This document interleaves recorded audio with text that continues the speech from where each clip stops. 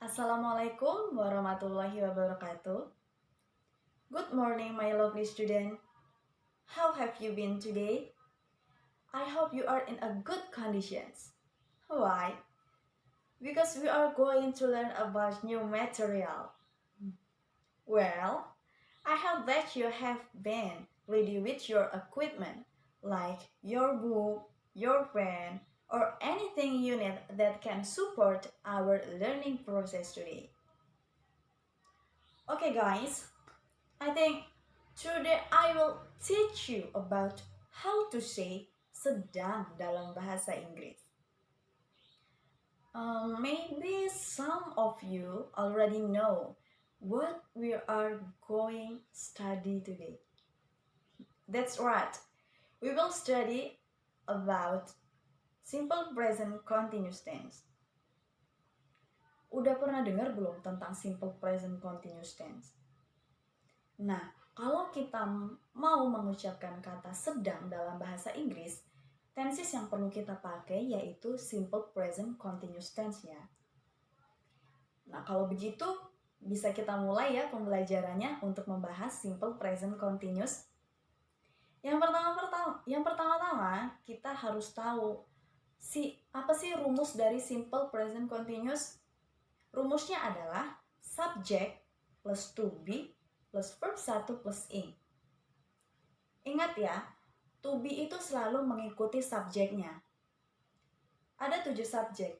I, you, they, we, he, she, dan it. Untuk subjek I, to be yang mengikutinya itu adalah am. Dan untuk subjek you, they, dan we, subjek yang mengikutinya itu adalah are. Sedangkan untuk subjek he, she, dan it, to be yang mengikuti adalah is.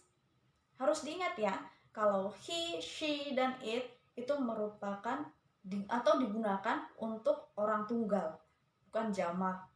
Oke? Nah, selanjutnya kita akan mulai membuat atau memahami gimana sih caranya buat kalimat-kalimat dalam simple present continuous. Yang pertama, kita akan coba buat kalimat dalam bentuk positif. Rumusnya adalah subject plus to be plus verb 1 plus ing. Contoh kalimatnya, aku sedang belajar. I am studying. Atau aku sedang membaca buku. I am reading a book. Ingat ya tadi, kalau to be itu selalu mengikuti subjeknya. Dan selanjutnya, kita akan membuat kalimat negatif dalam simple present continuous.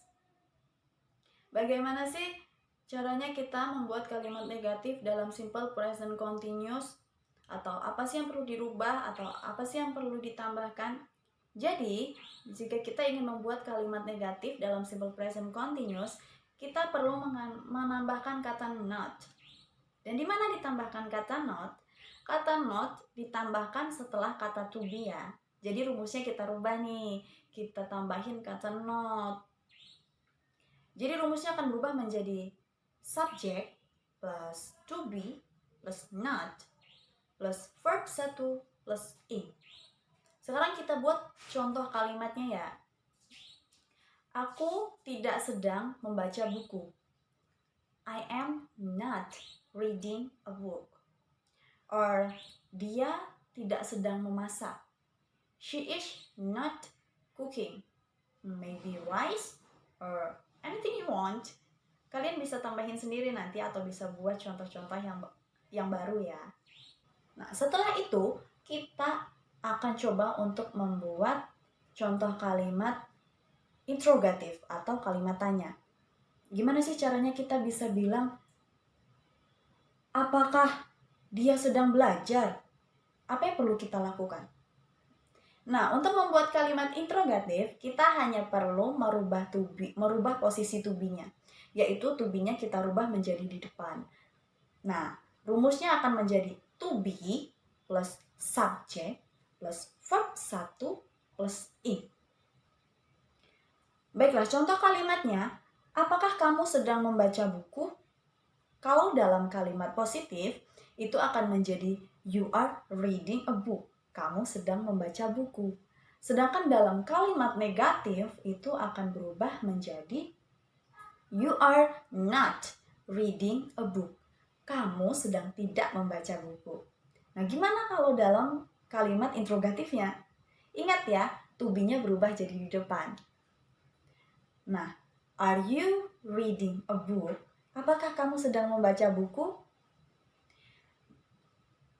Kita akan lanjutkan pembahasannya ya. Kita akan membahas mengenai kapan sih kita bisa menggunakan simple present continuous tense. Simple present continuous tense bisa kita gunakan untuk menunjukkan sesuatu yang terjadi pada kurun waktu yang bersamaan dengan saat kita sedang berbicara. Ingat ya, bersamaan dengan saat kita sedang berbicara. Contoh kalimatnya, I am studying. Saya sedang belajar. Dari kalimat itu kita bisa tahu bahwa ketika saya sedang belajar, kegiatan yang sedang saya lakukan yaitu belajar. Nah, itu kenapa dikatakan bahwa simple present continuous digunakan untuk kejadian dalam kurun waktu bersamaan ketika kita sedang berbicara. Yang kedua, simple present continuous tense bisa kita gunakan untuk membicarakan sesuatu dalam konteks sedang terjadi, sudah dimulai aktivitasnya, dan belum selesai dilakukan. Harus diingat ya, aktivitasnya sudah dilakukan nih, tetapi belum selesai. Contoh kalimatnya, I am reading an interesting book at the moment. Saya sedang membaca sebuah buku yang menarik sekarang. Dari kalimat itu kita udah tahu kalau saya sudah memulai membaca bukunya, tetapi saya belum menyelesaikan untuk membaca. Dan yang selanjutnya atau yang terakhir, kita dapat menggunakan simple present continuous tense untuk membicarakan hal-hal atau kejadian-kejadian yang sudah berubah situasi maupun kondisinya. Ingat ya, hal atau kejadian yang sedang berubah situasi maupun kondisinya. Nah, contoh kalimatnya, your English is getting better. Yang artinya bahasa Inggrismu menjadi lebih baik. Nah, dari kalimat itu kita tahu kan, kalau saya tuh sedang belajar bahasa Inggris dan kemampuan saya perlahan-lahan semakin lebih baik. Itu artinya saya mulai mempelajari bahasa Inggris, dan karena saya terus belajar, kemampuan saya jadi lebih baik. Gitu. Nah, seperti itu ya caranya mengatakan kata sedang dalam bahasa Inggris. Mudah kan?